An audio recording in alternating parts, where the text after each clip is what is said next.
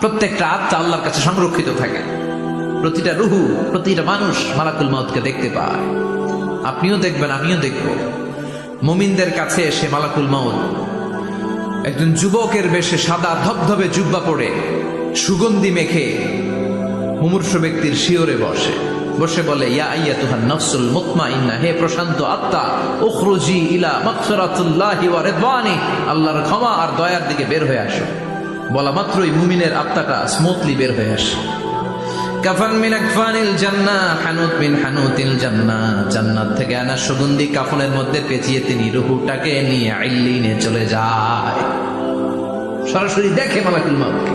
আর যারা ইসলাম বিরোধী, কোরআন বিরোধী, তাদের সামনে এসে মালাকুল মউত ত্রাস সৃষ্টি করে। আগে ধমক, মালাকুল মউত এসে কাফের, নাস্তিক, মুশরিকদের সামনে এসে এরকম একটা ত্রাস সৃষ্টি করে।